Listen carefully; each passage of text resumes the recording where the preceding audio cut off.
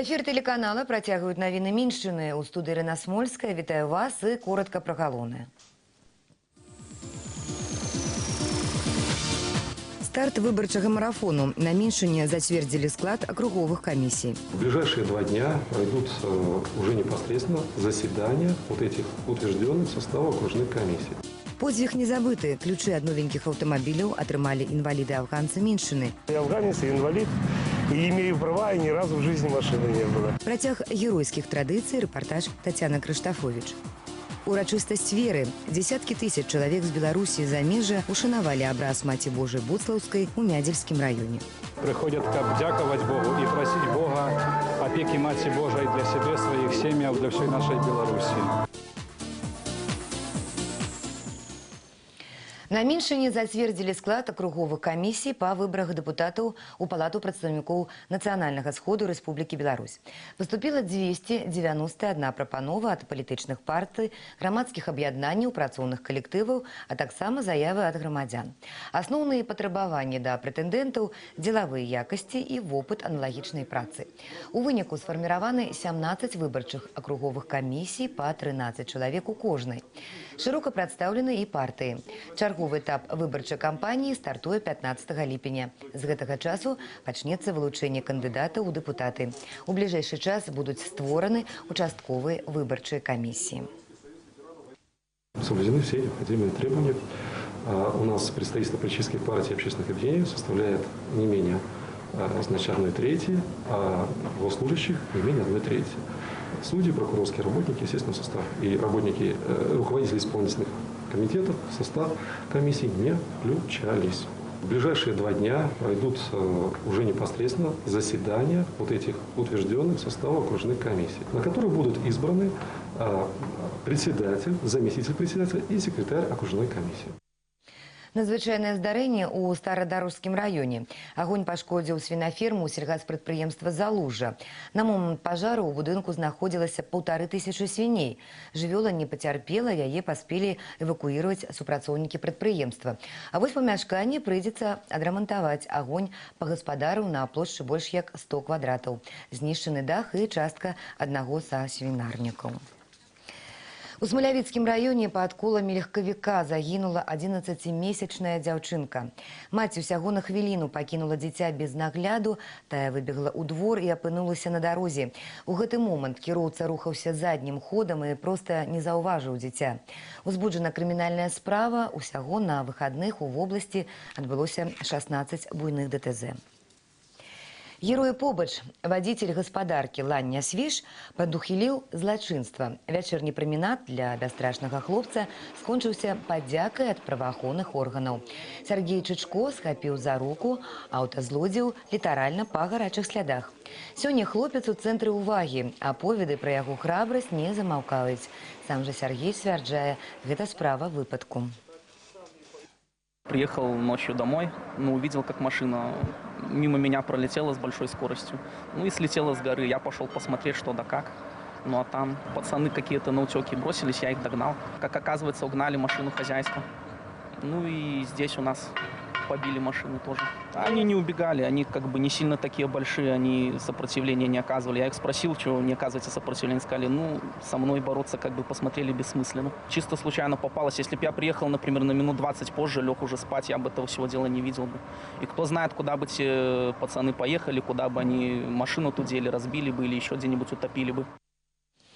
Подзвіг не забыты. Ключы ад новенькіх аўтамабіляў атрымалі інваліды-афганцы Міншчыны. Урачыстая цырымонія прайшла ў Мар'інай горцы. Жыццёва неабходныя падарункі 4 воінам-інтэрнацыяналістам уручыў губернатар Барыс Батора. На свята мужнасці і гераізму завітала і маладое пакаленне. 200 вучняў ваенна-патрыятычных класаў пабывалі на уроку мужнасці, прадэгуставалі салдацкую кашу і захапіліся паказальнымі выступленнямі спецназу. Працяг геройскіх традыцый. Рэпартаж Тацяна Крыштафович. Валерий Михайлович и Иван Михайлович чарговай сустрэчы рады. Аднапалчане разом служили. Таму агульнага шмат успаміны і праз доўгі час не дают спокойно спать. Кажуць, хотелось бы забыть Афган, ды раны не загойваюцца. Там слишком страшно не было. Оно буквально за неделю, за 2 привыкаешь к этому всему, к выстрелам, бомбежкам. Я сам лично водителем был Но наливная колонна была, мы весь Афганистан обеспечивали топливом. И вот ранение получил тоже при перевозке. Сюди, у Марійну Горку, яны приехали не только для приемной сустрэчы, а за подарунком автомобиля. Необходный транспорт вырашыць шматлікія пытанні, але галоўнае будзе прасцей перасоўвацца. Між тым, вадзіцельскае пасведчанне ёсць у кожнага. Цяпер, дзякуючы абласным уладам, будзе і ўласная машина.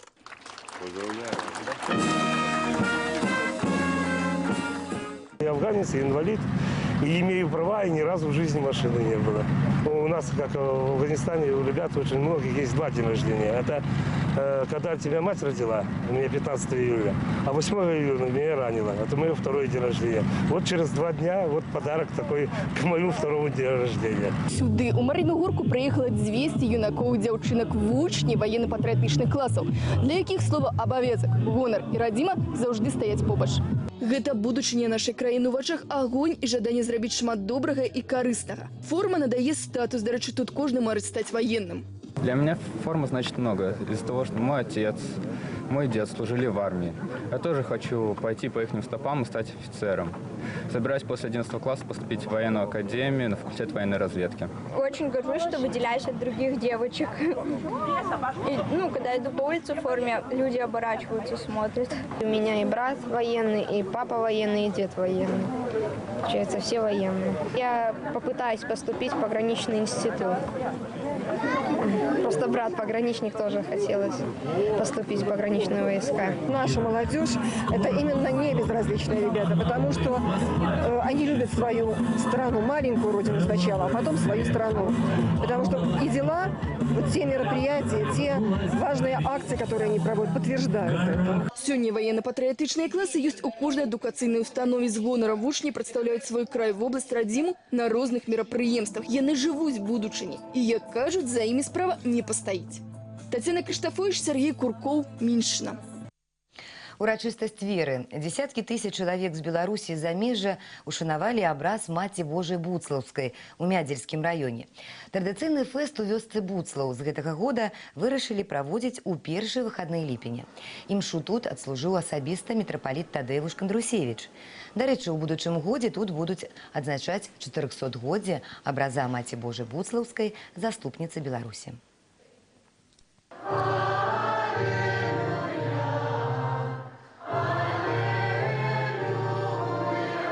Шли мы 259 километров, 8 дзён. Нас было 63 человека. Великая семья, сціплый такий коллектив, але багатый духом, багатый молитвой. Молодь, среднее поколение, старейшие приходят, как дяковать Богу и просить Бога опеки Мати Божией для себя, своих семей, для всей нашей Беларуси. Конечно же, это большое событие для Минской области. Мы всегда рады участвовать в подготовке и проведении этого мероприятия. І гэта была апошняя інфармацыя выпуску. Усяго вам добрага і заставайцеся на нашым канале.